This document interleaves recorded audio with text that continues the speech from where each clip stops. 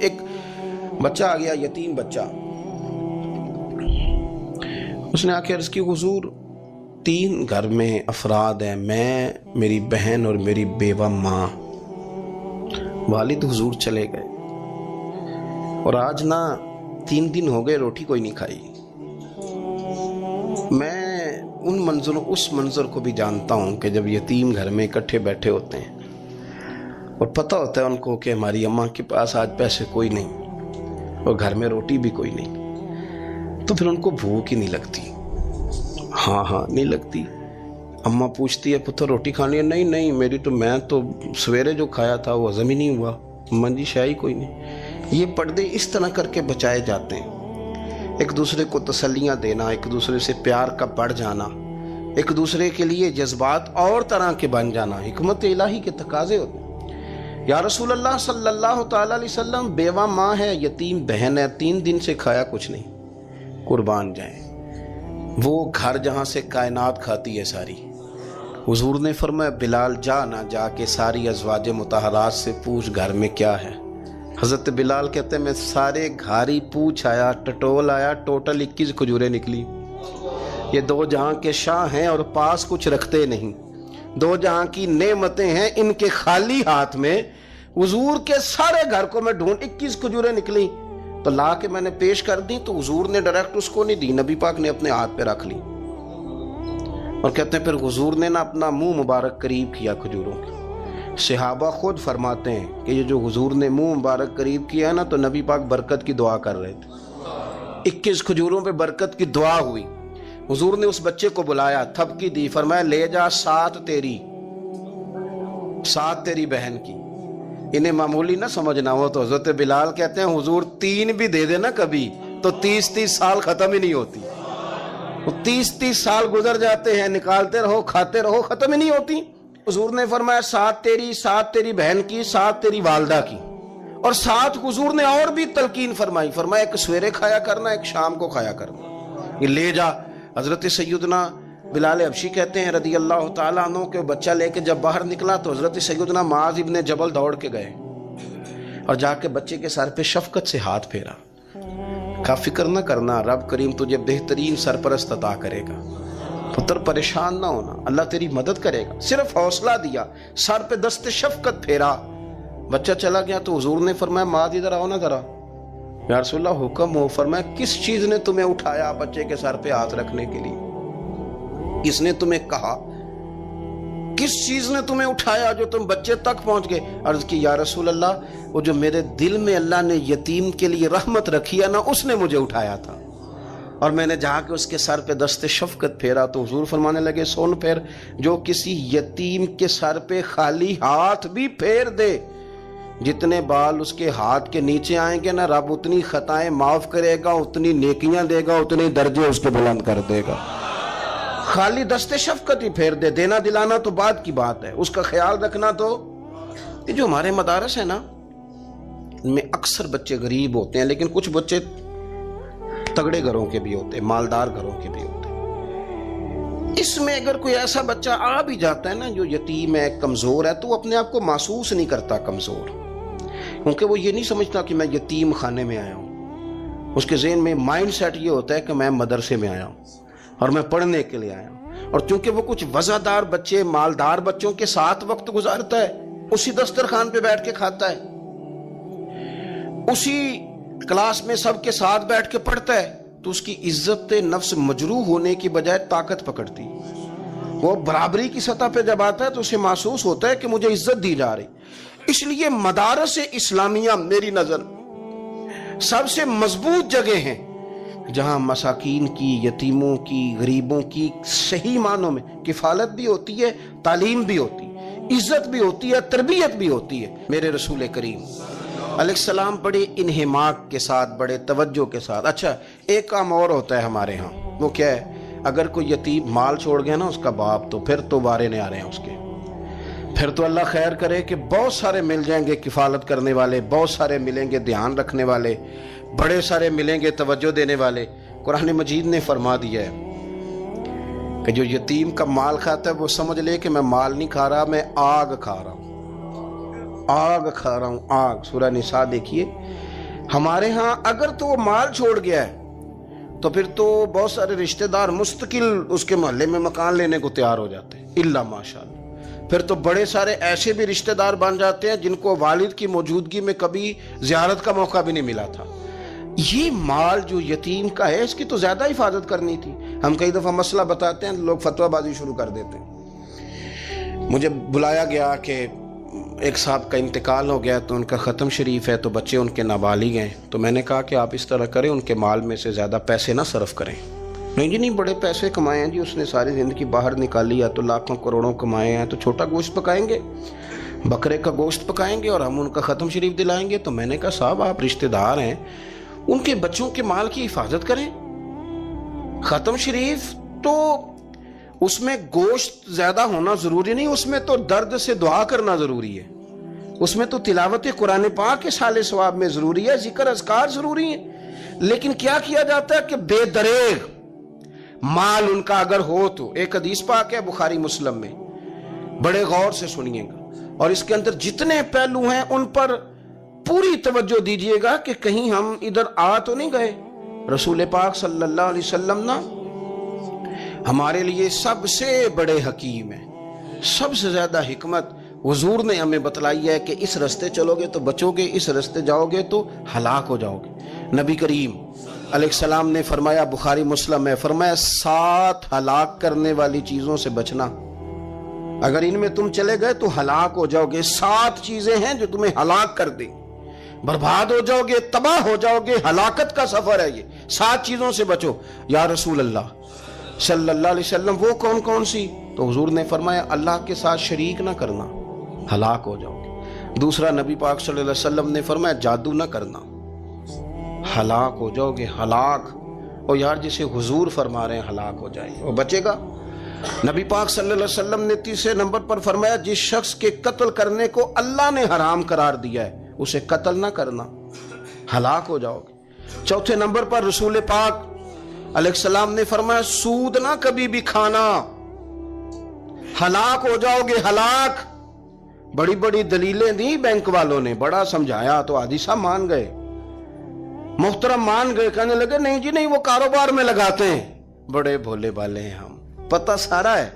اور دیکھو سب کاموں کے باوجود مستقل بینکوں میں پیسے اس اکاؤنٹ میں رکھے ہوئے ہیں جہاں سے مستقل سود آتا ہے۔ حضور نے فرمایا نہ کرنا یہ کام۔ تو کہتا ہے میں سود پہ پیسے لے کے کاروبار چمکاؤں گا، تیرے نبی پاک نے تو فرمایا تو ہلاک ہو جائے گا۔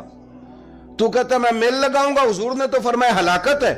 تو کہتا ہے میں بڑا کچھ کر جاؤں گا تو ہلاکت ہے۔ اچھی طرح سمجھ لیں، اصل مال بھی ضائع ہو جاتا ہے اس بندے کا جو سود کا مال ملا لیتا ہے، اصل برکت بھی اڑ جاتی۔ اور میرے نبی پاک صلی اللہ علیہ وسلم نے 5ویں نمبر پہ فرمایا یتیم کا مال نہ کھانا، ہلاک ہو جاؤ گے۔ نہ کھانا ان کا مال، یہ کروڑوں ہو، اربوں ہو یا 10 روپے ہو، یتیم کا پیسہ نہ کھا جانا، ہلاک ہو جاؤ گے، ہلاکت تمہیں آ لے گی۔ اور پھر 6 نمبر پر نبی پاک علیہ السلام نے فرمایا کفر سے جہاد ہو رہا ہو تو کبھی پیٹ پھیر کے بھاگنا نہ، ہلاک ہو جاؤ گے۔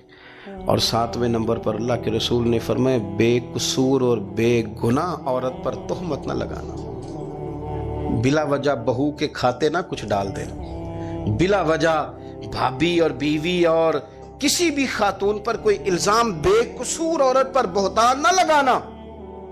مار مار کے ایک شخص نے بحال کر دیا بیوی کو اور بعد میں پتا چلا کہ جی مجھے شاک ہے تویز کراتی ہے۔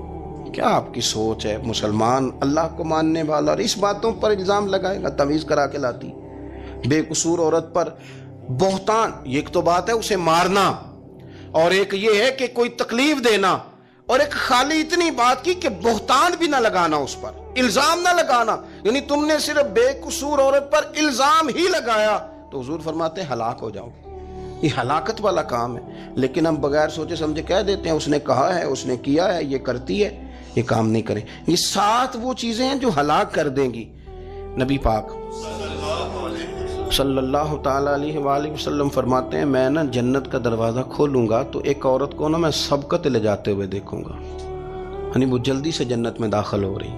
یا بعض شارحین کہتے ہیں کہ حضور داخل ہوتے ہی سب سے پہلے اس کا چہرہ دیکھیں گے، حضور فرمائیں گے تو پہلے ہی آ گئی، बीबी जन्नत में। हुजूर ने दरवाजा खोला तो जल्दी से नजर आई, तू पहले आ गई। सब ने लिखा है कि इस औरत की शान ये है कि सबसे पहले जन्नत में गई। मैंने हदीस पढ़ी तो मैंने नीचे हाशिए में लिखा, मैंने कहा मेरा ख्याल ये है कि इसकी ज़्यादा शान ये है कि जन्नत में इसकी सबसे पहली मुलाकात मदीने वाले महबूब से हो गई। ये देखो कितनी बड़ी शान। हुजूर फरमाने लगे तू कैसे पहले आ गई, कौन है तू? तो वो कहने लगी हुजूर मैं बेवा हूं, मेरे बच्चे यतीम थे, मैंने उनकी खातर ना बैठी रही, मैंने निकाह नहीं किया, मैंने उन यतीमों की परवरिश की, बेवा बन के जिंदगी गुजार दी, उन यतीमों के लिए बैठी रही। इसको जायज़ है, ये कर सकती थी, लेकिन इसने सोचा कि मैं इनकी निगहबानी यतीमों के लिए बैठी रही। आज शान ये है कि मदीने वाले के लिए जब दरवाज़ा खुला है तो इस बीबी को भी रब करीम ने फौरन ही जन्नत अता फरमा दी। ये सबसे पहले गई। मैंने देखी हैं ऐसी औरतें 23 साल में बेवा हुई पर उम्र बच्चों के नाम कर दी। उसे पता था कि कल को जब ये बड़े होंगे तो ये अपने कमरे का दरवाज़ा बंद कर लेंगे, ये नहीं पूछेंगे कि अम्मा सोई है कि जाग रही है। इनका आना जाना अलग से हो जाएगा, इनके ताल्लुकात अपने हो जाएंगे, पर ये बैठी रही, ये बैठी रही। इसने बच्चों को वक्त दिया तो बच्चे तो क्या इसको सिला देते थे, रब ने ये सिला दिया है कि सबसे पहले इसे जन्नत में दाखिला अता फरमाया।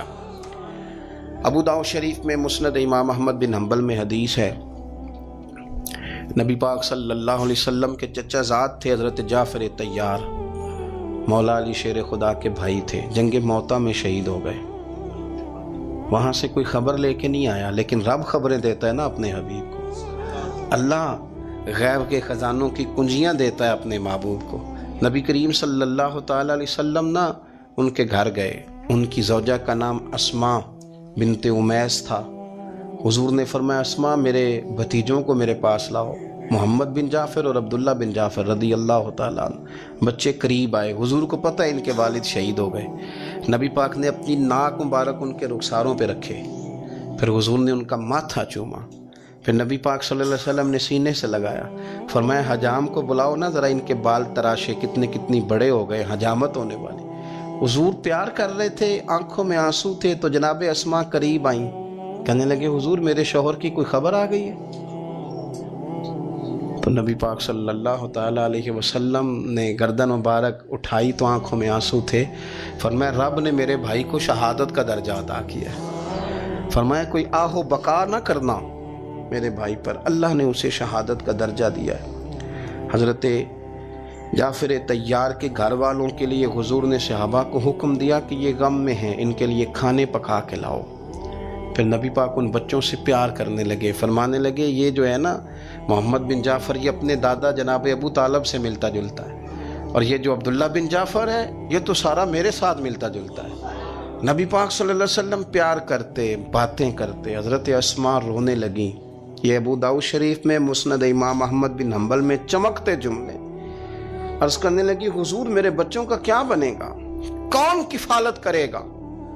कुर्बान जाएं रसूल पाक सल्लल्लाहु अलैहि वसल्लम के क्या जुमले, यतीमों के लिए हुजूर का नवाजने का क्या अंदाज है।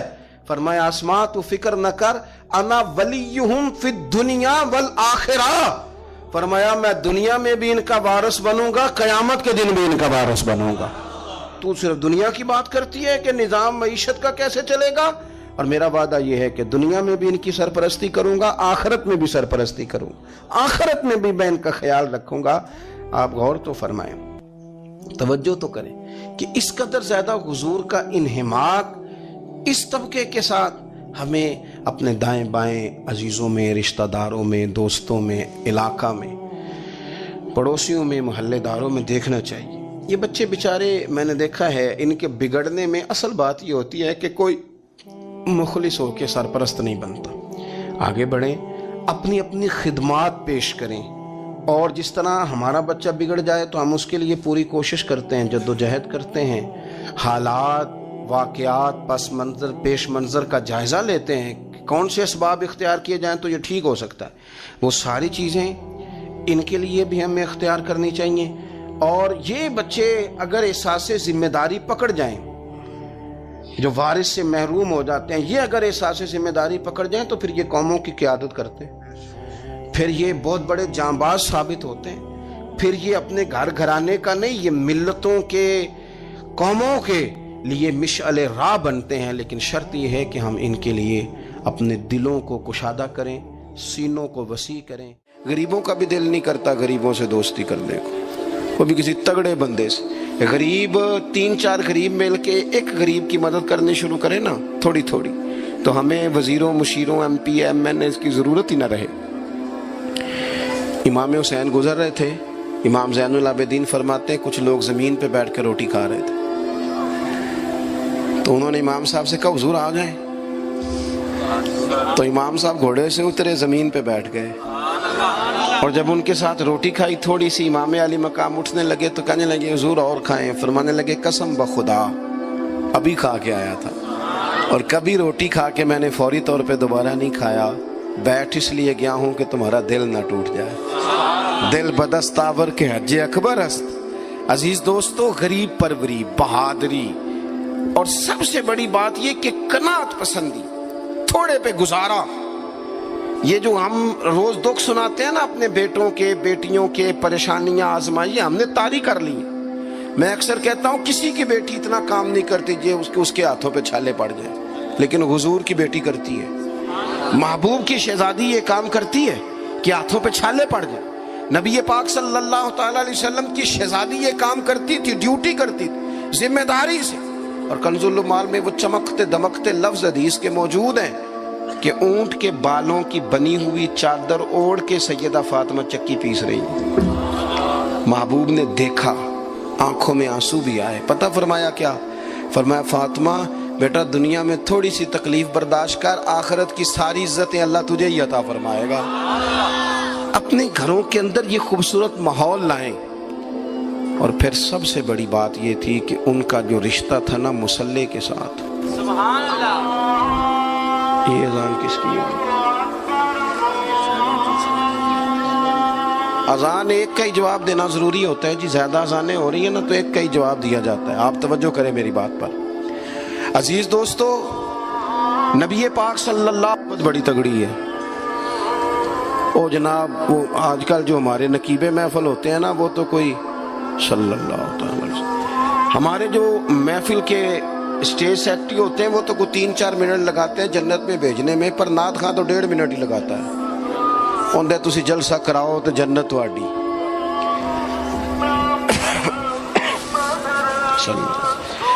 یاد رکھیں کہ نسبت کی مضبوطی ایک بڑی عظمت ہے، اللہ والوں کی نسبت بڑی چیز ہے، اور خدا دے یہ دولت تو یہ بڑی چیز ہے، یہ بڑی چیز ہے۔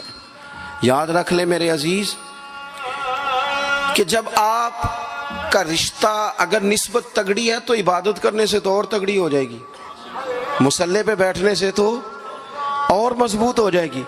آپ نبی پاک علیہ السلام کے گھرانے کا ترک دیکھیں تو وہ عبادت سے بڑا ان لوگوں کا شغف ہے، اللہ اللہ کرنے سے بڑا ذوق ہے۔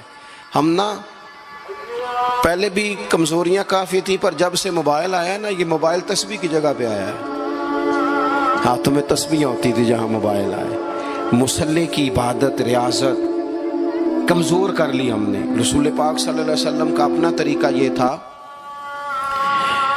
کہ حضرت عائشہ صدیقہ رضی اللہ تعالیٰ عنہ فرماتی ہیں کہ حضور نے ساری رات نماز پڑھی اور قدم شریف میں ورم آ گیا۔ کبھی آیا ہمارے پہ پیروں میں ورم عبادت کر کے؟ ساری رات نماز پڑھی، قدمین شریفین میں ورم آ گیا، اور جب قدموں میں ورم آ گیا نا تو فرماتی ہیں میں نے عرض کی یا رسول اللہ آپ کے تو صدقے اللہ اگلے پچھلوں کے گناہ معاف کرے گا، اور آپ اس قدر زیادہ آہوزاری کرتے ہیں۔ تو نبی پاک علیہ السلام نے فرمایا عائشہ تم نے کہا ہے نا اللہ میرے اوپر بڑا مہربان ہے، اللہ بڑا کریم ہے، اس نے مجھے رسولوں کا امام بنایا ہے، اپنا محبوب بنایا، تم ہی کہہ رہی ہو نا یا رسول اللہ؟ ہاں۔ تو فرمایا پھر میں اپنے رب کا شکر گزار بندہ نہ بنوں؟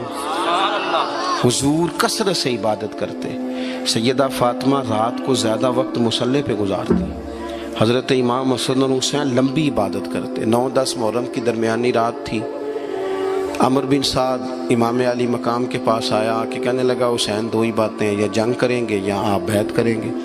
تو امام حسین فرمانے لگے اس طرح کرو، ایک رات کی مہلت دو، صبح بتاؤں گا۔ امام صاحب نے اسے کہا، وہ چلا گیا۔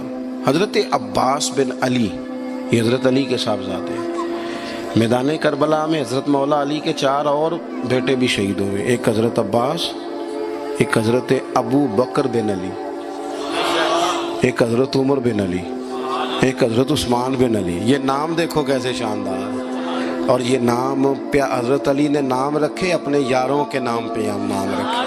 خلفائے ثلاثہ سے عقیدت بتاتی ہے ان کی کتنی۔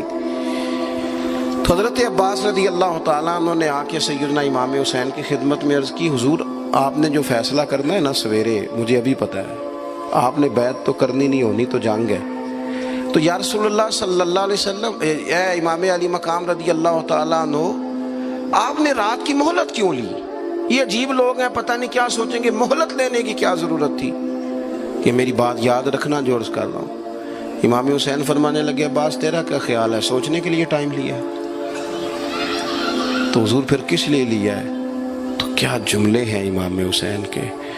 فرمانے لگے، عباس تجھے پتہ ہے نا مجھے سجدوں سے بڑا پیار ہے، سجدوں سے پیار ہے، دعاؤں سے پیار ہے، عبادت سے پیار ہے۔ میرا دل کرتا ہے ایک رات رہ گئی ہے، میں رج رج کے سجدے کروں، اپنے مالک کے حضور اپنی پیشانی رکھوں، خوب دعائیں مانگوں۔ تو ان کا تو عبادت سے اتنا شغف تھا۔ آخری بات سنیں، یزید تو ظاہری طور پر کلمہ بھی پڑھتا تھا، سارے کام کرتا تھا، امام حسین کیوں نکلے اس کے خلاف؟ اس لیے کہ فاسق و فاجر تھا، شرابی بدکار تھا۔ صحیح بتانا، صحیح۔ اس بندے کی جیب میں خود ڈھیر سارے گندے گانے ہوں، وہ امام حسین کے نام کی ایک دیگ پکا لے تو امام حسین خوش ہو جائیں گے؟ جو وہاں لڑکیوں کے اسکول کالج کے سامنے روز کھڑا ہو، وہ کہے کہ میں نے 6 نعرے پورے لگائے امام حسین کے نام کے، تو امام حسین خوش ہو جائیں گے؟ امام حسین کی کاز کیا ہے؟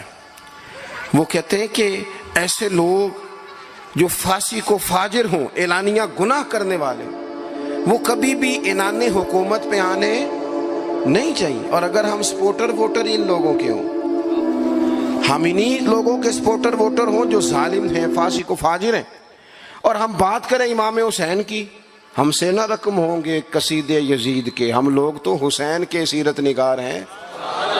دورنگی چھوڑ کے یک رنگ ہو جا، سراسر موم ہو جا یا سنگ ہو جا، آپ کبھی کسی ظالم کے سپورٹر نہ بنے، کبھی بھی۔ آپ کو پتا چل گیا بندہ غلط ہے تو ڈٹنا سیکھیں، کھڑے ہونا سیکھیں۔ وَلَا تَحْسَبَنَّ اللَّهَ غَافِلًا عَمَّا يَعْمَلُ الظَّالِمُونَ، اللہ ظالموں کے کاموں سے بے خبر نہیں ہے۔ کبھی کسی ظالم کی سپورٹ نہ کریں، کبھی بھی۔ میرے نبی پاک علیہ السلام نے فرمایا، جس نے زمین کی ایک بالشت پر ظلم کیا نا، اللہ 7 زمینوں کا طوق بنا کے قیامت کے دن اس کے گلے میں ڈال دے گا۔ کبھی کسی ظالم کے ساتھ کھڑے نہ ہونا، کبھی بھی، ایک منٹ کے لیے۔ وہ ایک دفعہ ایران کا ایک بادشاہ تھا، تو اس نے سوچا کہ میں اپنے بیٹے کو نا گھوڑ سواری سکھا لی ہے، تیر اندازی سکھائی ہے، تو میں نا اسے دین بھی پڑھاؤں۔ اس نے ایک بزرگ عالم کا انتخاب کیا کہ میرے بیٹے کو آپ نا کتاب و سنت پڑھائیں۔ تو بچہ ایک زمانہ استاد کے پاس کئی سال جاتا رہا۔ جب اس کی تعلیم مکمل ہو گئی نا، تو ایک دن فارغ ہو گیا، جس طرح ہمارے ہاں چلیں آمین ہوتی ہے یا دستار ہوتی ہے، بچے کی تکمیل ہو گئی۔ ایک دن ویسے ہی استاد صاحب نے گھر بلایا، کہا پتر میرے پاس آؤ۔ بچہ چلا گیا تو استاد صاحب نے اندر سے کنڈی لگا لی اور بچے کو کافی سارے تھپڑ مارے، کھینچا، زد و کوب کیا، مارا۔ بچے نے گھر آ کے والد کو شکایت لگائی تو والد کہنے لگے، پتر تیرے استاد عالم فاضل بندے ہیں، ایسے بلا وجہ مارا، میری سمجھ میں نہیں آتا۔ ماں کو کہا تو اماں کہنے لگی، پتر تیرا باپ کہتا تو ٹھیک ہے، چلو حالات بدل گئے، زمانہ بیت گیا، وہ بادشاہ فوت ہو گیا، یہ بیٹا تخت پہ بیٹھا۔ اب وہ درد نہیں جاتا تھا اندر سے کہ استاد نے زیادتی کی میرے ساتھ۔ اس نے پہلا حکم یہ جاری کیا کہ میرے استاد کو بلاؤ۔ استاد بڑے بوڑھے ہو گئے تھے، ضعیف تھے، چھڑی پہ جھکے ہوئے، 2 بندے لے کے آئے، استاد جی کو کھڑا کیا، استقبال کیا، کرسی بھی دی۔ کہنے لگا، استاد جی ناراض نہ ہونا، میں بے اختیار تھا، آپ سے پوچھ نہیں سکا، آج میں نے پوچھنے کے لیے بلایا ہے، میرا قصور کیا تھا؟ استاد صاحب نے یوں آنکھیں کھولی، کہنے لگے پتر یہ جو آج دن آیا نا اسی دن کے لیے مارا تھا، یہ جو آج دن آیا ہے نا اسی دن کے لیے تیری پٹائی کی تھی۔ کہا استاد جی کیوں؟ کہنے لگے پتر کتنے کو سال ہو گئے مار کھائی کو؟ کہا کو 13-14 سال ہو گئے، بھولی تو نہیں نہ زیادتی؟ کہا جی بھولی نہیں۔ فرمانے لگے اس لیے تجھے مارا تھا کہ ایک نہ ایک دن تو نے باپ کی جگہ پہ بیٹھنا ہے، پتر خیال رکھنا اگر میں نے تیرے ساتھ کوئی زیادتی کی تھی تجھے 14 سال نہیں بھولی تو بھی کسی کے ساتھ نہ کر بیٹھنا، اسے قیامت تک نہیں بھولے گی، اور ایک عدالت صبح قیامت بھی لگے گی، پھر وہاں جواب دینا ہے۔ ثم لتسألن یومئذ عن النعیم، جو تمہیں اقتدار کی نعمت ملی ہے اس کا خیال رکھنا، اللہ تعالیٰ حساب لے گا۔ غریب آدمی کو قرض کی ضرورت پڑ گئی، 1000 دینار چاہیے۔ میں کہہ چکا ہوں کہ درہم چاندی کا ہوتا تھا، دینار سونے کا، اب 1000 دینار لینا ہے۔ تو جس بندے سے اس نے کہا، اگرچہ وہ نیک بندہ تھا، اس نے کہا یار 1000 دینار دے دو، تو کہنے لگا کوئی گواہ ہے تیرے پاس؟ وہ کہنے لگا غریبوں کا گواہ کون ہوتا ہے؟ ہاں ایک گواہ ہے۔ کہا کون؟ کا میرا رب، وہ تیرے اور میرے بیچ گواہ ہے۔ اس نے کہا کوئی کفیل، اگر تو پیسے نہ دے سکے تو وہ بعد میں دے دے، یا تجھے کچھ ہو جائے تو وہ دے دے۔ اس نے کہا کفیل بھی میرا اللہ ہی ہے، میرے پاس اگر ہے تو رب کریم کا نام ہے، اگر اعتماد کر سکتا ہے تو کر لے۔ بندہ نیک تھا، اس نے کہا رب کے نام پہ، رب کی کفالت پہ، اللہ کو گواہ بنا کے میں تیار ہوں تجھے 1000 دینے کی۔ اس نے 1000 دینار دے دیا، وقت واپسی کا طے ہو گیا، وہ چلا گیا پیسے لے کے۔ اس نے پوری محنت کی کہ میں نے وقت پہ پیسے لوٹانے، پوری محنت بھی کر لی، اللہ نے مدد بھی کر دی، پیسے بھی اس تاریخ کو اسے مل گئے۔ بعض لوگوں کا تو لوٹانے کا دل ہی نہیں نہ ہوتا۔ فرمایا حدیث پاک میں کہ تو لوٹانے کا ارادہ کر، رب تیری مدد بھی فرمائے گا۔ لیکن یہاں بہت سارے لوگ کہتے ہیں خیر ہے، ارادہ ہی نہیں، تو پھر جس طرح کا بندے کا گمان ہو رب بھی اسی طرح کا معاملہ فرماتا ہے۔ اس نے پیسے جمع بھی کر لیے اور واپس دینے کو تیار بھی ہو گیا، لیکن رستہ بحری جہاز کا تھا، کشتی کا تھا، دریا کے رستے واپس آنا تھا۔ اب وہ جب آ گیا دریا کے کنارے تو بڑی کوشش کی، پر وہاں اسے کوئی کشتی نہیں ملی۔ وقت پہ پیسے لوٹانے ہیں، سفر کرنا ہے، اب سواری میسر نہیں ہے۔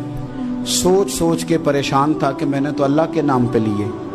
اچانک دل میں ایک تجویز آئی، اس نے ایک لکڑی لی، لکڑی کو اندر سے کھولا، 1000 دینار اس میں بھرا، بخاری پڑھ رہا ہوں، اور ساتھ ایک خط بھی لکھا کہ یار میں پیسے پہنچانا چاہتا تھا پر مجھے کوئی چیز نہیں ملی دریا کے اس پار آنے، اللہ کے نام پر تیری طرف روانہ کر رہا ہوں۔ اور یہ کہہ کہ وہ لکڑی دریا میں رکھ دی، وہ لکڑی ڈوب گئی ہے، واپس آ گیا۔ وہ جس نے پیسے لینے تھے وہ عین مقررہ وقت پر دریا کنارے آیا۔ صبح سے سرے شام تک اس نے انتظار کیا، دل ڈھلنے لگا تو دل میں خیال آ گیا کہ یار نہیں، اس نے دینے ہی نہیں، جھوٹا وعدہ کر گیا، پہنچا ہی نہیں وقت پہ۔ اب جب واپس لوٹنے لگا تو اچانک دریا میں ایک لکڑی تیرتی ہوئی دکھائی دی، کہنے لگا لے جاتا ہوں، شام کو روٹیاں پکانے کے کام آئے گی، ایندھن بنا کے جلا لوں گا، ہنڈیا پک جائے گی۔ لکڑی اٹھا کے جلانے کے لیے گھر لایا، گمان تھا کہ وہ نہیں آیا وعدہ کر کے، اللہ کو کفیل اور وکیل بنا کے اور گواہ بنا کے پھر بھی نہیں آیا۔ لکڑی لے کے گھر گیا، بخاری ہے، اور جب اس کو چیرا نہ کہ میں اس کی آگ جلاؤں گا، کھولا تو اندر سے 1000 دینار بھی نکل آیا، خط بھی نکل آیا۔ اب ذرا سمجھنا، اس کے دل میں بات کس نے ڈالی کہ تو لکڑی میں پیسے ڈال دے؟ اللہ نے۔ اس بندے کو مقررہ وقت پہ کنارے بھیجا کس نے؟ لکڑی صرف اسی کے ہاتھ آئی تو یہ بندوبست کیا کس نے؟ اللہ نے۔ گھر جا کے چیری تو پیسے بحفاظت اس تک پہنچائے کس نے؟ تو پھر ہمیں بھی توجہ اللہ کی جانب ہی کرنی چاہیے، ہمارے پہ دل کی توجہ رب کی طرف ہی ہونی چاہیے نا، ہمیں ادھر ادھر جانے کی، دیکھنے کی، بندوں پر غور کرنے کی ضرورت کیا ہے؟ وہ پیسے پہنچ گئے، یہ وہاں اپنی جگہ پہ پریشان تھا، اس نے 1000 دینار اور جمع کیا۔ پھر دوبارہ ایک دن دریا کنارے آیا، کشتی مل گئی، بیٹھ کے اپنے اس بھائی کے پاس آیا، کہنے لگا دیکھنا مجھ پر بدگمان نہ ہونا، پیسے اس تاریخ کو بھی جمع کر لیے تھے، دریا پہ آیا تھا پر کشتی نہیں ملی تھی، پھر میں نے نا لکڑی میں ڈال کے خط ڈال کے تیری طرف بھیج بھی دیے تھے، لیکن آج میں پھر لے کے آ گیا ہوں۔ وہ کہنے لگا خوش ہو جا، جس رب کو تو نے میرا اور اپنا گواہ بنایا تھا اس رب نے میرے تک پہنچا بھی دیے ہیں۔ جب لوگ اللہ کو گواہ بناتے ہیں، رب کی جانب اپنی توجہ کرتے ہیں، اپنی چاہتوں، خواہشات اور اپنی ساری چٹھیاں اپنے رب کریم کی رحمت کی طرف روانہ کرتے ہیں، پھر اللہ اپنے بندوں کو مایوس نہیں کرتا، اللہ اپنے بندوں کو نواز دیتا ہے۔ حضرت عبد الرحمن ابن عوف کہتے ہیں میرا ایک دن دل کیا تھا کہ یہ دولتیں چلی جائیں، میں غریب ہو جاؤں۔ حالانکہ امیروں کا کبھی غریب ہونے کو دل میرا کیا تھا کہ کس طرح؟ فرمانے لگے ایک غریب صحابی حضرت سعد انصاری نبی کریم کی بارگاہ میں ملنے کے لیے آئے۔ انہوں نے جب نبی پاک کے سامنے ہاتھ کیے نا ملانے کے لیے، قربان جائیں، انہوں نے ہاتھ پیچھے کرنا چاہا پر میرے نبی نے ان کا ہاتھ تھام لیا، حضور نے زور سے پکڑ لیا۔ انہوں نے ایک دفعہ چاہا، اصل میں آپ سمجھے نہیں نا میں کیا کہہ گیا ہوں، یعنی حضور نے ہاتھ تھام لیا، یعنی نبی کریم نے ان کا اپنے دستے مبارک سے ہاتھ پکڑ لیا۔ صحابی خاموش ہو گئے، حضور نے پھر ان کا ہاتھ کھولا اور میں یہ کیا ہے؟ وہ رو پڑے، عرض کرنے لگے حضور بچے زیادہ ہیں، مزدور آدمی ہیں، پھاوڑے کے ساتھ، کدال کے ساتھ، کئی کے ساتھ کام کرتے، یا رسول اللہ یہ نہ چھالے پڑ گئے میرے ہاتھوں پہ۔ حضرت عبد الرحمن ابن عوف کہتے ہیں کائنات نے، دھرتی نے وہ نظارہ بھی دیکھا کہ جس رسول کے قدم چومنے کے لیے جبریل جھکے، اس محبوب نے مزدور کا ہاتھ چومنا شروع کر دیا۔ فرماتے ہیں غریبی کو وہ عزت ملی کہ میرا بھی دل کرتا تھا غریب ہو جاؤں، دل کرتا تھا۔ یہ کس نے ذروں کو اٹھایا اور صحرا کر دی، یہ کس نے قطروں کو ملایا اور دریا کر دی، یہ کس کی حکمت نے یتیموں کو کیا در یتیم اور غلاموں کو دنیا بھر کا مولا کر دیا۔ ہم نا اصل میں عزت نہیں دے پائے، ہم نے وہ جو سٹیٹس کا فرق رکھا ہوا ہے نا، اس نے تباہی کر دی۔ مزیدار روٹی ویسے کون کھاتا ہے؟ جو روز چھوٹا گوشت کھاتا ہے؟ کون مزیدار کھانا کون کھاتا ہے؟ جو تکے کھاتا ہے روز؟ میں بتاتا ہوں، مزیدار روٹی وہ مزدور کھاتا ہے جو کام پہ جاتے ہوئے نا سویرے 2 روٹیوں میں اچار رکھ کے ساتھ لے کے جاتا ہے۔ میں ذمہ داری سے کہہ رہا ہوں، کبھی دیکھ لینا اسے کھاتے، ہاں کبھی دیکھنا، مدرسے میں مزدور لگے ہوئے تو میں دیکھتا تھا 2 روٹیاں سویرے، وہ تو نخرہ کرتا ہے بھائی، لوگ کہتے ہیں یہ مجھے بند ہے، یہ مجھے کھلا ہے، اس میں نمک زیادہ ہے، اس میں، کیونکہ وہ امیر آدمی ہے جو 50,000 روپیہ روز کا کماتا ہے، وہ تو پیسے دیکھ ہی نہیں سکتا، وہ تو سیدھے بینک میں جاتے ہیں، بینک سے نکل جاتے ہیں۔ وہ تو 600 روپیہ دیہڑی کماتا ہے نا، 600، وہ 3 دفعہ ہاتھ جھاڑتا ہے، 3 دفعہ بسم اللہ پڑھتا ہے۔ ہاں وہ یہ 50,000 والے کو کہاں بسم اللہ یاد رہتی ہے؟ تو آئے بینک میں اور گئے بینک سے۔ مزدور سویرے 2 روٹیاں باندھ کے لاتا ہے، دوپہر تک وہ اچار جو رکھا ہوتا ہے وہ بھی آدھا پونے کو لگ جاتا ہے، لیکن وہ تھوڑی سی چھاؤں دیکھتا ہے۔ اے سی والے کمرے میں اتنا چسکا نہیں روٹی کھانے کا، لیکن وہ تھوڑی سی چھاؤں دیکھتا ہے، اس کے نیچے جاتا ہے، پھر اپنے ہاتھ دھوتا ہے، پھر پانی بھرتا ہے پیالے میں، اور پھر جب وہ بسم اللہ شریف پڑھ کے کھاتا ہے، کبھی اس کی آنکھیں دیکھو، کبھی اس کا کبھی نظام دیکھو، اور پھر جب وہ روٹیاں کھا کے آسمان کی طرف دیکھتا ہے تو لگتا ہے کائنات کا سب سے بہترین کھانا کھایا ہے اور بہترین شکریہ بھی ادا کر رہا ہے۔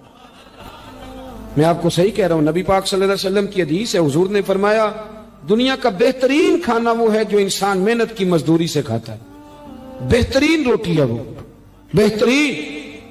نبی پاک نے غریبی کو عزت دی۔ نبی کریم کا انقلاب یہ ہے کہ، اور حضور نے نا ایک اور بات بھی ذہن میں رکھی، نبی پاک صلی اللہ علیہ وسلم نے لوگوں کو بتایا کہ گناہ ہوتا ہے، کیمرے لگانے سے گناہ نہیں ختم ہوتے، کیمرے لگانے سے گناہ نہیں ختم ہوتے، چوکیاں بنانے سے نہیں ختم ہوتے، گناہ تب ختم ہوتے ہیں جب احساس پیدا ہو جائے کہ یہ چیز غلط۔ میرے معاشرے میں گالی کو لوگ گناہ ہی نہیں سمجھتے، بالکل یہ تو کوئی جرم ہی نہیں، حالانکہ حضور صلی اللہ علیہ وسلم نے فرمایا مومن کو گالی دینا اعلانیہ فسق ہے، جو کسی مومن کو گالی دیتا ہے وہ اعلانیہ اللہ کی نافرمانی کرتا ہے، یہ کوئی گناہ ہی نہیں۔ اب 2 3 5 لطیفے جھوٹے سنا جانا یہ گناہ ہی کوئی نہیں۔ اور نبی پاک نے فرمایا مومن بزدل ہو سکتا ہے، کنجوس ہو سکتا ہے، پر میرا مومن جھوٹ نہیں بولتا۔ آپ سمجھے بات، ہمارے ہاں یہ معیار بن گیا کہ ہم نے گناہ کو گناہ نہیں سمجھا۔ نبی کریم نے نا انقلاب یہ برپا کیا کہ دلوں کے اندر سے نا میل کچیل نکال کے احساس پیدا کر دیا کہ گناہ ہوتا ہے۔ احساس، جب آپ کو احساس پیدا ہو جائے نا کہ مجھ سے، آپ یقین کریں मतलब मोटरसाइकिल वाले को पजारो वाला जब टक्कर मार देता है ना तो वो गिर जाता है, तो वो चूंकि पजारो में बैठे होता है तो वो अलमारी खोल के या शीशा नीचे करके तो वो उसको कहता है कि उठ जा, क्या हो गया, मतलब तू ध्यान से नहीं चल रहा, मोटरसाइकिल वालों ने तो खरीद लिया है ये रोड, क्योंकि वो पजारो पे है, लिहाजा वो गलती भी करे तो फिर भी वो तस्लीम करने को तैयार है। ऐसे ना हो तो अकल भी तो नहीं ना होती, जिदे घर दाने ओदे कमले भी सियाने। नबी करीम सल्लल्लाहु तआला अलैहि वसल्लम ने इनकलाब बर्पा किया कि एहसास पैदा किया, गलती का एहसास। मेरे दोस्तों, इंसान को अल्लाह तबारक व तआला ने कुछ चीज़ों की फितरत अता की है। वो कहीं अपने आप को तकलीफ में महसूस करता है तो कहीं अपने आप को आसानी में महसूस करता है।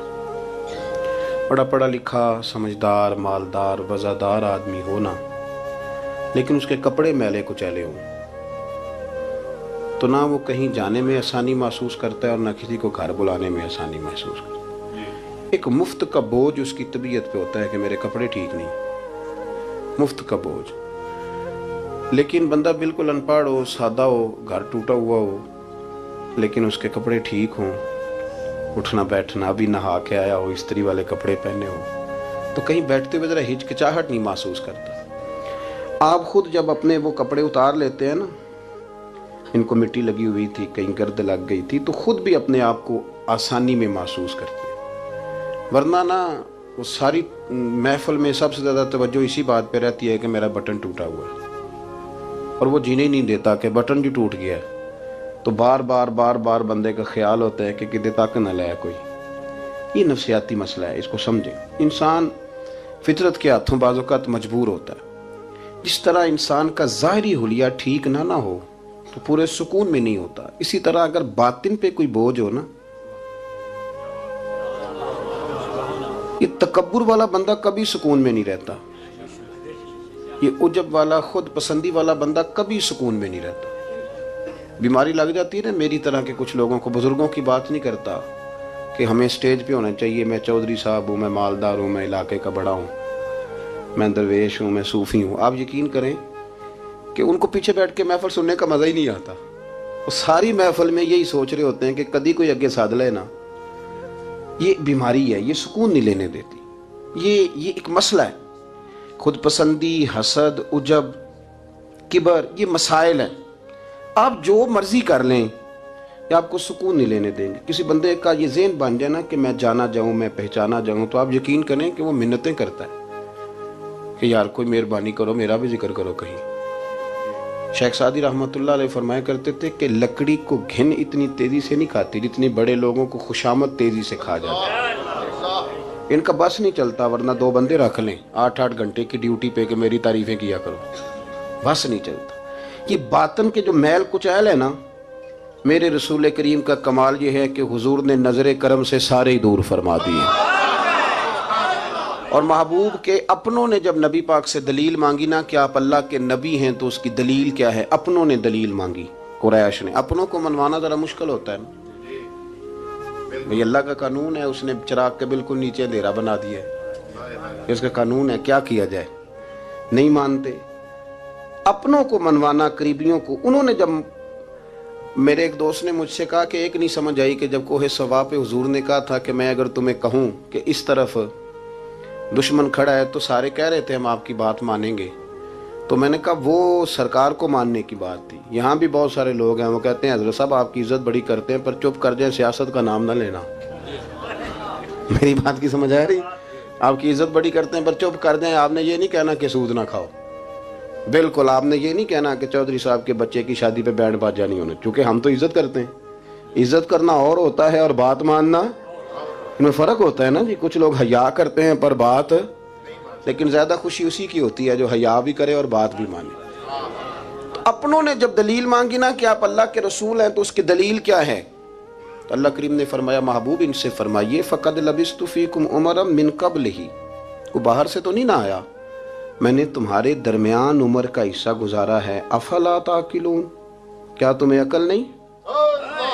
मेरी तरह का कोई सच्चा है तो दिखाओ, कोई सादिक और अमीन है तो दिखाओ। तुम्हारे बीच नबी करीम का ना उठना बैठना चलना फिरना, یہ اس طرح کا تھا کہ کوئی چیز کسی پر بوجھ نہیں بنتی تھی، بلکہ جو دیکھتا جاتا تھا مدینے والے کا غلام بنتا جاتا تھا۔ ہم نا آپ یقین کریں کہ اگر نکل آئے نا، آ جائیں سادگی پہ، سادی زندگی بڑی آسان ہوتی ہے، بڑی آسان۔ یہ جو بچے 4,500 روپیہ لگا کے بال کھڑے کراتے ہیں نا سر پہ، یہ پھر پریشان بھی رہتے ہیں کہ اتنے پیسے لگا دیے، دیکھا کسی نے بھی نہیں۔ اور جو بزرگ ابھی آیا نا، اس نے گھاس کاٹی ہے، بھینسوں کو چارہ ڈالا ہے، کپڑے بس اس نے جلدی سے پہن لیے، صحیح استری، اس کو کوئی فکر نہیں، کوئی دیکھے تب بھی ٹھیک ہے، نہ دیکھے تب۔ نبی پاک صلی اللہ علیہ وسلم نے انسان کو کہا کہ اندر کا بوجھ اتار دے، ورنہ تیرے لیے جینا مشکل ہو جائے گا۔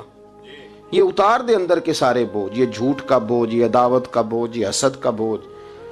اعلیٰ حضرت بریلوی رحمۃ اللہ علیہ ملفوظات شریف میں فرماتے ہیں کہ حسد کرنے والا سامنے والے بندے پہ اعتراض نہیں کرتا، بلکہ حسد کرنے والا اللہ کی تقسیم پہ اعتراض کرتا ہے۔ وہ کہتے ہیں اسے کو دیا ہے، مجھے دینا چاہیے تھا۔ بحث کرتے ہیں لوگ، اپنے گھر بیٹھ کے دلائل جمع کرتے ہیں۔ کبھی کسی شخص کے بارے میں آپ ذرا قرآن مجید پڑھیں اور میرے رسول کریم صلی اللہ تعالی وسلم کی احادیث کا مطالعہ کریں۔ قرآن تو حضرت موسیٰ کی شان بھی بیان کرتا ہے، حضرت یوسف کے تذکرے نہیں بیان کرتا قرآن، جناب عیسیٰ روح اللہ کی عظمت قرآن بیان نہیں کرتا۔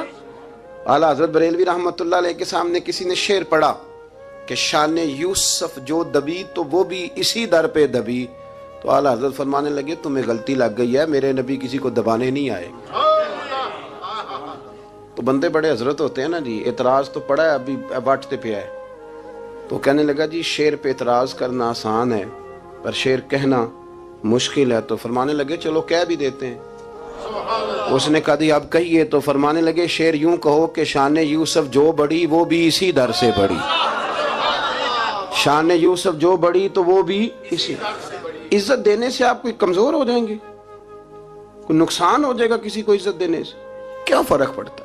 لیکن آپ یقین کریں کہ وہ اتنی مصیبت بنی ہے عزت لینے کی، پروٹوکول لینے کی، اپنا آپ منوانے کی، اتنی زیادہ، بلکہ وہ لوگ جن کو بالکل اس چکر میں نہیں پڑنا چاہیے تھا، درویش لوگ، وزیروں کا بھی استقبال ہو رہا ہوتا ہے اور پیروں کا بھی استقبال ہو رہا ہوتا ہے۔ کوئی وزیر چڑھ جائے روڈ پہ تو رستہ غریب آدمی کو پھر بھی نہیں ملتا، تو کوئی تگڑا پیر چڑھ جائے تو پھر بھی نہیں رستہ ملتا۔ حالانکہ یہ درویش ہیں، یہ فقیر ہیں، یہ فقر کا درس دیتے ہیں، لیکن چاؤ ہی بڑا ہے۔ میرے رسول کریم صلی اللہ علیہ وسلم نے سادہ اور سمجھ والا اور عین طبیعت کے مطابق، جس میں کسی بندے کو کوئی مشکل نہ ہو۔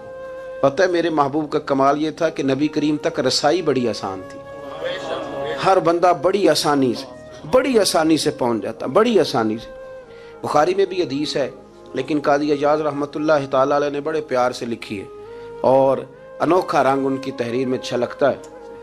حضرت انس بن مالک رضی اللہ تعالیٰ عنہ فرماتے ہیں کہ ملک شام کا ایک شخص حضور کی بارگاہ میں حاضر ہوا اپنے بادشاہ کا کوئی پیغام لے کے۔ غریب آدمی نا ویسے ہی طبعاً ہی تھوڑا سا مایوس ہوتا ہے، ڈر رہا ہوتا ہے، وہ سہما ہوا ہوتا ہے، لیکن حالات کے سہمے ہوئے لوگوں کو بتا دو، حالات بدل جاتے ہیں، ایک جیسے نہیں رہتے۔ لیکن یہ بیچارے سہمے، یہ ہر جگہ ڈر رہے ہوتے ہیں، یہ آستانوں پہ بھی ڈر کے پیچھے بیٹھے ہوئے ہوتے ہیں، آستانوں پہ بھی پروٹوکول مل رہا ہوتا ہے جس کی جیب تگڑی ہوتی، تو ڈرتے ہیں یہ لوگ، اور ان پہ پریشر بڑھا دیا جاتا ہے، کچھ ایسے کام کیے جاتے ہیں جن سے ان کی دلوں پر بوجھ بھی رہتا ہے کہ نہیں یہاں بات کوئی نہیں کرنی۔ حضرت انس بن مالک رضی اللہ تعالیٰ عنہ فرماتے ہیں جب وہ آیا نا نبی کریم کی بارگاہ میں تو وہ کانپنے لگا، کوئی بات بھی نہیں ہوئی، کوئی ایسا مسئلہ بھی نہیں ہوا، لیکن وہ کانپنے لگا اور تھر تھر کانپنے لگا۔ تو اللہ کے رسول صلی اللہ علیہ وسلم نے اسے فرمایا کہ کیوں ڈرتے ہو، کیا بات؟ کہنے لگا میں مدینے کی جو ریاست ہے اس کے سربراہ کے پاس آیا ہوں، غریب آدمی ہوں، ڈر لگتا ہے کوئی ایسی بات نہ ہو جائے کہ آپ ناراض ہو جائیں۔ تو انہوں نے تو دیکھا تھا نا ان لوگوں کو کہ جو جانور کو مالک کی مرضی کے بغیر چھاؤں میں باندھ دیتے تھے تو مار پڑتی تھی، اتنا سیانہ ہو گیا تو مرضی کرے گا، مجھے ڈر لگ رہا ہے۔ حضرت انس بن مالک کہتے ہیں بات کہاں کی تھی، چلی کہاں گئی؟ اس نے کیا کہا اور پھر جواب میں میرے محبوب نے کیا فرمایا؟ آپ ذرا بات کا لیول دیکھیں اور حضور کی گفتگو کا سٹیٹس دیکھیں۔ یہ وہ لوگ، یہ وہ تربیت ہے جو لوگوں کے دلوں اور روحوں تک اترتی ہے۔ میرے نبی کریم صلی اللہ تعالی علیہ وسلم نے بات سنی تو حضور رو پڑے، اور اتنا روئے کہ گھٹنوں کے بل زمین پر بیٹھ گئے۔ جناب انس بن مالک فرماتے ہیں حضور فرمانے لگے نہ بھائی تو کسی بادشاہ کے پاس نہیں آیا، نہ تو کسی حکمران کے پاس نہیں آیا، تو اس بیٹے کے پاس آیا ہے جس کی ماں گوشت کے خشک ٹکڑے کھا کے بھی رات گزار لیا کرتی. میری ماں تو گوشت کے خشک ٹکڑے کھا کے رات گزار لیتی تھی. نہ تو کسی. حضرت انس بن مالک کہتے ہیں اس نے بات سنی تو وہ بھی رو پڑا, اور میں نے سنی تو میں بھی رو پڑا. دوستو, رسول کریم دیکھیں نا ہم لوگوں نے کس طرح کا لیول بنایا ہوا ہے. ابھی تک وہ جو دولت کا رٹا ہے تھوڑا بہت, وہ ابھی تک چلتا ہے.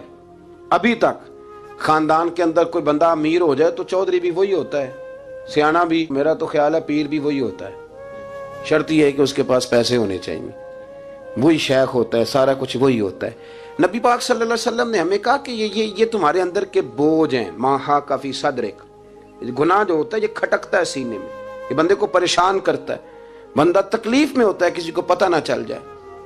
ہم لوگوں نے آہستہ آہستہ کر کے نا احساسات کی دنیا چھوڑ دی ہے.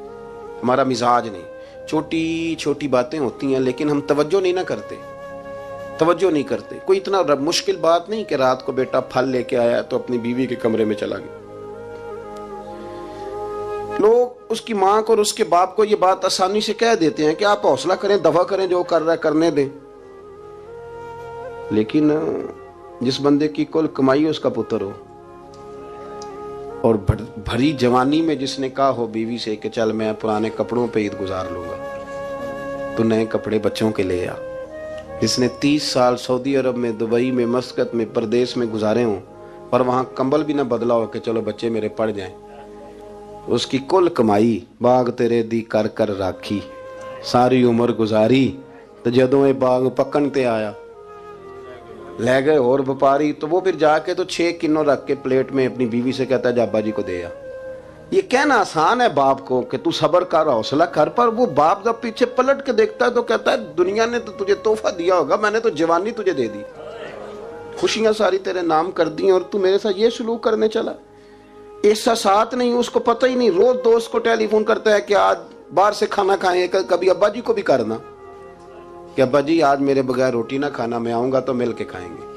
کبھی کہے اماں کو کہ اماں مجھے بڑے بڑے ریسٹورنٹ میں وہ مزہ نہیں آیا کہ تیرے ہاتھ کے چاولوں کی روٹی میں مزہ آیا, آج پکا نا. مجھے لگتا ہے اماں کو راشا بھی ہو تو پھر بھی وہ تیرے لیے محنت کرے گی. لیکن احساس ضروری ہے نا, وہ ہم پیدا نہیں کرتے, وہ ہماری توجہ نہیں جاتی. صاحب طبقات کہتے ہیں نبی کریم صلی اللہ تعالی علیہ وآلہ وسلم نے نا جب صحابہ کرام آئے تھے مکہ مکرمہ سے مدینہ طیبہ, تو آپ نے سن رکھا ہے کہ انصار مدینہ نے اپنی جائیدادیں بھی تقسیم کر کے آدھی آدھی مہاجرین کو دے دی تھی. تو ان میں ایک حضرت ام ایمن بھی تھی, نبی کریم کی رضائی والدہ ہیں. کہ حضرت عبداللہ رضی اللہ تعالیٰ عنہ جو سرکار کے والد گرامی, ان کی آزاد کردہ لونڈی حضرت سیدہ طیبہ طاہرہ جناب آمنہ رضی اللہ تعالیٰ عنہ کی بھی بڑی خدمت کی انہوں نے. ان کو بھی ایک باغ ملا ہوا تھا.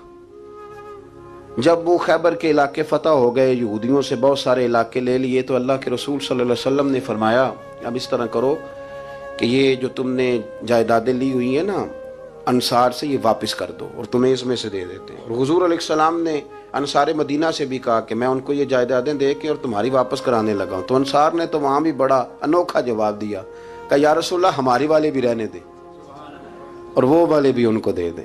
وَيُؤْثِرُونَ عَلَىٰ أَنفُسِهِمْ وَلَوْ كَانَ بِهِمْ خَصَاصَةٌ, یہ بھی ان کے پاس رہنے دے. محبوب نے فرمایا نہیں, میرا فیصلہ یہی ہے. حضرت ام ایمن رضی اللہ تعالیٰ عنہ کے حصے میں ایک باغ آیا ہوا تھا, تو محبوب کریم سید عالم صلی اللہ علیہ وسلم نے کہا اماں جی آپ کو کوئی اور باغ دے دیتے ہیں, یہ والا باغ واپس کر دیں. سیدھی سادی بیوی تھی, ناز تھا کہ میں نے حضور کی خدمت کی ہے بچپن میں, ناز تھا. کہنے لگی میں تو نہیں واپس کرتی, یہ ناز ہے, ورنہ حضور کو کوئی انکار کر سکتا, میں تو نہیں واپس کرتی. حضرت عائشہ صدیقہ رضی اللہ تعالیٰ عنہ فرمانے لگی اماں جی یہ آپ کیا کہہ رہی ہیں؟ حضور فرمانے لگے عائشہ آپ خاموش ہو جائے, یہ بڑھاپا ہے, اس کے احساسات ہیں, اس کے جذبات ہیں. آپ یقین کریں کئی دفعہ بوڑھے بیچارے نا درد سے بات نہیں بتاتے کسی کو, وہ کہتے ہیں کیا کریں, کپڑا اٹھائیں تاکہ پیٹ ننگا ہو جائے, کیسے بات کریں. نبی کریم سید عالم علیہ الصلوۃ والسلام اماں جی کے قریب گئے, کہا اماں جی میرے ساتھ چلو ایک دفعہ باغ دیکھ تو لو. حضور ساتھ لے کے گئے, ایک باغ دکھایا تو کہنے لگی نہیں میں نے نہیں لینا, یہ مجھے میرے والا ٹھیک ہے. حضور نے پھر دوسرا دکھایا, کہنے لگی یہ بھی نہیں مجھے پسند. محبوب نے تیسرا دکھایا تو کہنے لگی یہ تو میرے والے باغ سے بھی پیارا ہے, یہ میں لے لوں گی. جب وہ مسکرائیں تو حضرت عائشہ کہتی ہے میں نے حضور کی آنکھوں میں آنسو دیکھے، فرمایا الحمدللہ اس کا دل نہ راضی ہو گیا ہے۔ یہ طریقہ ہے میرے عزیز، تھوڑے احساسات تو پیدا کریں، تھوڑے اپنے جذبات۔ کتنی خود غرضی والی زندگی ہے کہ مجھے صرف میرا ہی خیال ہے، اور جو جہاں بیٹھا ہے نا، پتہ ہے ہم پریشان زیادہ کیوں ہیں؟ میں مولوی ہوں تو میں سارا دن یہی تقریریں کرتا ہوں، لوگ مولویوں کی عزت نہیں کرتے، لوگ مولویوں کی عزت نہیں کرتے، تو میں کہتا ہوں چھوڑیں یہ رٹا، عزت مانگنے کی کیا ضرورت ہے؟ اب منت مانگ کے عزت کرانی ہے؟ چھوڑیں، کوئی ضروری ہے؟ میں اس طرح کرتا ہوں کہ میں عزت کرنی شروع کر دیتا ہوں، میں کرتا ہوں نا 15-20 علماء کی عزت، چلو ہم آپس میں شروع کر لیتے ہیں، آپ بھیک مانگتے ہیں، کیا ضرورت؟ پیار دینا شروع کریں، روز بروز مطالبہ کرنا کہ میری خدمت کرو، میرے پیچھے چلو، اس سے تو دقت پیدا ہوتی، انسان تکلیف میں رہتا ہے۔ میرے رسول کریم علیہ السلام خیال رکھتے، چھوٹے چھوٹے بچوں کے جذبات کا بھی خیال کرتے، بوڑھوں کے جذبات کا بھی خیال کرتے۔ نبی کریم صلی اللہ علیہ وسلم ہر شخص کے بارے میں ایسا نظریہ رکھتے کہ جس سے قوم کو سکون ہوتا، دلوں کے اندر اطمینان پیدا ہوتا۔ حضرت عائشہ صدیقہ رضی اللہ تعالیٰ عنہ فرماتے ہیں ایک دن گھر میں تشریف فرماتے اور طبیعت مبارک میں نا بڑی، میں دیکھ رہی تھی کہ بڑا حشاش بشاش ہے سرکار کا مزاج، بڑی خوبصورتی، آج غم امت میں حضور اس طرح پریشان نہیں جیسے اکثر ہوتے ہیں۔ آپ فرماتی ہیں باتیں چل رہی تھی تو بیٹھے بیٹھے حضور فرمانے لگے کہ عائشہ میں تمہیں بتاؤں تم مجھ سے راضی کب ہوتی ہو اور ناراض کب ہوتی ہو؟ کہتے میں نے عرض کی یا رسول اللہ میں اور آپ سے ناراض۔ فرمایا چل سن تو لینا، سن تو لینا، ذرا بات سننا، ذرا سن تو لے، سننا۔ عرض کی یا رسول اللہ حکم فرمائیں۔ فرمایا تم کبھی کبھی قسم اٹھاتی ہو، ذرا احساس کی شدت دیکھی، لفظوں اور جملوں کا خیال رکھنا، سامنے والے کا اسے آسانی دینا۔ نبی کریم صلی اللہ، دیکھیں نا، میں نہیں پرواہ کرتا جی، اب بیویوں کی باتیں کون سنے، میں نہیں پرواہ کرتا جی فلانا تو ان پڑھ ہے، لیکن جو ہمیں حضور نے ذوق دیا جینے کا، جو تسلی دی ہمیں زندہ رہنے کے لیے، جو ہمیں کہا کہ یہ چیز تمہیں جوان کرے گی، ٹھنڈا رکھے گی، نبی کریم صلی اللہ تعالیٰ علیہ وآلہ وسلم فرمانے لگے عائشہ تم نا کبھی کبھی قسم اٹھاتی ہو؟ کہا یا رسول اللہ اٹھاتی ہوں۔ فرمایا جب تم تھوڑا بہت ناراض ہوتی ہو نا کہ کسی اور زوجہ کے پاس وقت زیادہ گزر گیا ہے، تو پھر تم پتہ کس طرح قسم اٹھاتی ہو؟ تم کہتی ہو مجھے ابراہیم علیہ السلام کے رب کی قسم، اور جب تم راضی ہوتی ہو تو کہتی ہو مجھے محمد مصطفیٰ کے رب کی قسم۔ اور مجھے پتہ ہے، جناب عائشہ کہتی ہے میں رو پڑی، میں نے کہا محبوبہ بات بالکل اسی طرح ہی ہے، لیکن قربان جاؤں یہاں تک خیال رکھتے ہیں آپ حضور، یہاں تک احساسات ہے، یہاں تک۔ فرمایا مجھے پتہ ہوتا ہے کب تمہارا جذبہ کیا ہے اور کب تمہارا رنگ کیا ہے۔ دوستو یہ چیزیں جب نکل جاتی ہیں نا مزاج سے پھر آسانی ہو جاتی ہے، لیکن وہ ہمارا اپنے آپ کو پسند کرنا، اپنی طبیعت پہ ناز کرنا، اپنے آپ کو دیکھتے رہنا اور اپنی تعمیر میں اتنا غرق ہونا کہ باقی ساری خوبصورتیوں سے بھول ہی جانا، صرف نظر ہی کر لینا۔ تھوڑا تھوڑا پیار بانٹیں، اتنا اوپر کھڑے ہو کے نیچے دیکھو گے تو ہر چیز چھوٹی نظر آئے گی، کبھی کبھی نیچے کھڑے ہو کے بھی اوپر دیکھیں، انشاءاللہ بڑے بڑے قد والے لوگ دنیا میں ملیں گے، بڑے بڑے قد والے۔ بہت سارے لوگ مجھے کہتے ہیں جی کامل پیر نہیں ملتا، میں کہ نہیں ملتا، پیسے بندے دی جیب میں ٹھیر سارے ہوں تو پھر کامل پیر کیویں ملے؟ اور 2 MA وہ کر جائے چاہے سیپلیوں میں ہی پاس کر جائے، پھر کامل پیر کیسے ملے؟ وہ ہو چودھری صاحب اور اس کو پیر مل جائے، ان 3 بندوں کو پیر ملتا، اس کے لیے تو تھوڑا نیچے اترنا پڑتا ہے نا جی۔ پہلے جو برتن بھرا ہوا ہو تو اس میں پیر صاحب کیا ڈالیں گے؟ کوئی خالی ہوگی تو شے اندر آئے گی نا۔ اپنی زندگی میں تھوڑا سا لیول۔ حضرت خواجہ شمس العارفین سیالوی رحمۃ اللہ علیہ، خواجہ صاحب گزر رہے تھے تو ایک بچہ نا، ہمارے دیہاتوں کے بچے جو ہوتے ہیں نا وہ ان کا اپنا سٹائل ہوتا ہے اور وہ بڑے مست لوگ ہوتے ہیں، اصل مزہ وہی بچے اٹھاتے ہیں جو دیہاتوں کے ہیں، وہ جو زندگی گزارتے ہیں بڑی شاندار ہوتی۔ میں آپ کو تجربے کی روشنی میں کہہ رہا ہوں، میں نے دیہات بھی کھول کے دیکھے اور شہر بھی سارے دیکھے، اللہ ماشاء اللہ ڈھیر سارے شہر میں نے دیکھے، اور میں نے اس میں دیکھا ہے کہ زیادہ سکھی یہی بچے رہتے ہیں جو مٹی میں بھی کبھی کبھی دوڑتے ہیں، ہاں جو سن لیتے ہیں تھوڑی بہت۔ آپ یقین کریں کہ سارے گاؤں کے بوڑھے ہی دادا ہوتے تھے اور سارے ہی چاچے ہوتے تھے اور سارے ہی، اب تو رٹا بن گیا، اب تو مسئلہ خراب ہو گیا، عجیب سی الجھن لوگوں نے پیدا کر دی۔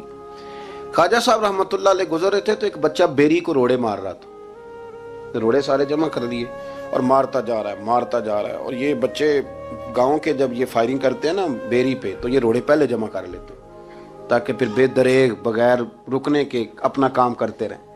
تو مار رہا تھا تو حضرت शम्सुल आरिफीन रहमतुल्लाह ताला अलैह आप भी गुजरे, मुरीदीन साथ थे, तो एक दो रोड़ा ना हजरत को भी लग गया, तो फरमाने लगे पुत्र जरा ख्याल करना, मैं बूढ़ा आदमी हूँ, इस उम्र में तो जख्म भी ठीक नहीं होते। उसने बच्चे ने पलट के देखा तो वो तो जानता था ना कि चाय से केतली ज्यादा गर्म होती है, मुरीद मारेंगे।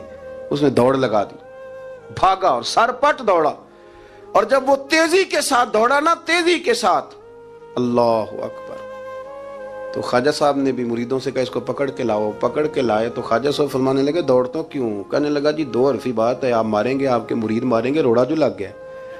क्या अंदाज है बुजुर्गों का, प्यार बांटने का। ये चीजें इंसान को बड़ा मीठा रखती हैं। आप यकीन करें, प्रोटोकॉल से निकल आए आप सौखे हो जाएंगे, आसान जिंदगी। ख्वाजा साहब रहमतुल्लाह ताला अलैह फरमाने लगे वैसे तू कर क्या रहा था? कहने लगा मैं रोड़े मार रहा था बेरी को। तो फरमाया बेरी तुझे जवाब में क्या देती है? कहने लगा जी वो तो फल देती है। तो आप फरमाने लगे तू शम्सुल आरिफीन को बेरी से भी क्या गुजरा समझता है? आप उतर मेरे सीने से लग, और जो फल मैं तुझे दूंगा ना पहले कभी ना किसी ने दिया होगा। थोड़ा लेवल तो नहीं देखे ना, हमारे बच्चे बड़ी आसानी से कह देते हैं मेरे गांव के लोग जाहिल हैं जी सारे। तो मैं कहता हूं जाहिल को जाहिल कह के जान छुड़ाना तो आसान काम है, ये तो आसान काम है, पर जाहिल को पकड़ के आलिम बना देना ये मदीने वाले रसूल का तरीका है। वो जहाज में जो लोग ज्यादा ट्रैवल करते हैं वो इस बात को जरा आसानी से समझेंगे कि जो हमारे देहातों से लोग जाते हैं ना उम्रा करने, अक्सर गरीब लोग होते हैं, कई तो बेचारे कमेटियां डाल के जाते हैं। तो वो जब चढ़ते हैं ना जहाज पे, तो बच्चा पढ़ा लिखा बैठा हो तो बाबा जी को नहीं पता होता, तो वो सीट नंबर कैसे देखना है, तो बैठ जाते हैं जहाँ जगह मिले, समझते हैं बस ही है। तो बच्चे तनकीद कर रहे हैं जी साढ़े पिंड के बंदे नहीं सियाने हो सकते, देखो इन्होंने बस ही समझा हुआ है, और हंसते हैं, फबतियाँ कसते हैं, मजाक उड़ाते हैं। तो मैं कहता हूँ यार तू अगर पढ़ा लिखा होता ना तो तू दरवाजे पे जाके बाबा जी का हाथ थामता, फिर तो सीट नंबर दे के उन्हें बिठाता, हाथों पे सीट बेल्ट बांधता, फिर पानी की बोतल देता और फिर कहता हुजूर बुजुर्गों मैं फलानी जगह बैठा हूँ, मेरी जरूरत पड़ी तो दोबारा भी आवाज दे लेना। पढ़े ना बुखारी मुस्लिम। हजरत अनस बिन मालिक रदी अल्लाह तआला अन्हु फरमाते नजरानी चादर हुजूर ने ओढ़ी हुई थी और नबी करीम सल्लल्लाहु अलैहि वसल्लम जा रहे हैं, जनाब फारूक आजम भी साथ हैं। तो कहते हैं पीछे से एक शख्स ने ना हुजूर की वो चादर, उसमें सुर्ख धारीदार तारे थी, तो पकड़ के ना उसने चादर हुजूर की खींची, तो वो जो चादर थी वो हुजूर के गले में फिर गई। फरमाते मैं वो तकलीफ महसूस कर रहा था, तो वो खींच के ना चादर, तो कहने लगा मैं कुछ मांगने आया हूं। तो दरवाजा जोर से खटखटाए उसे भीख देते हो? तो दौड़ जा, दरवाजा तोड़ेगा। लेकिन हदीस के लफ्ज़ हैं फल्तफता इलैहि फदाहिक। हजरत अनस बिन मालिक कहते हैं जब मुस्तफ़ा करीम ने उसकी तरफ देखा तो हुजूर ने मुस्कुराना शुरू कर दिया। यहाँ मुस्कुराना कमाल है। आला हजरत बरेलवी कहते हैं जिसके गुच्छे से लच्छे जड़े नूर के उन सितारों की नुज़हत पे लाखों सलाम, और जिसकी तस्की से रोते हुए हंस पड़े उस तबस्सुम की आदत पे लाखों सलाम। हुजूर ने तवज्जो की तो मुस्कुराए। फरमाया क्या लेने आए हो? कहने लगा भिखारी हूं, कुछ लेने आया हूं। चादरें खींच के मांग रहा है। तो नबी करीम अलैहिस्सलाम ने दिया कितना? मेरे करीम से गर कतरा किसी ने मांगा दरिया बहा दिए हैं, दुर बे बहा दिए हैं। नबी करीम ने फरमाया ये दो पहाड़ियों के दरमियान जितनी बकरियां खड़ी हैं सारी इसे दे दो। दो पहाड़ियों के दरमियान जितनी बकरियां खड़ी हैं सारी इसे। वो आया था तो उसे अदब अदाब भी नहीं आते थे, मांगने का तरीका भी नहीं आता था, लेकिन गांव गया तो जाके दीन का मुबल्लिग बन गया। क्या तबलीग करता है? कहता हो लोगों गुर्बतों से परेशान लोगों आओ मेरे साथ, मैं तुम्हें मदीने ले चलूं। मेरे रसूल इतना देते हैं, इतना देते हैं कि गुर्बत का डर भी निकल जाता है। जब तबीयत के अंदर इंसान के एक मिजाज बन जाए ना, आप यकीन करें ये बड़े ठंडे लोग, मस्त लोग, परवाह कोई नहीं। वरना बहुत सारे ऐसे लोग हैं बेचारे जिंदगी में जो दूसरों को सीधा करते करते ना खुद बड़े टेढ़े हो गए, हालात खराब हो गए। इमाम अहमद बिन हंबल वो रवायत लाए हैं, जब एक शख्स ने आकर हजरत उमर से कहा था मैं तकरीर करना चाहता हूँ, तो फरमाया तू ना करना।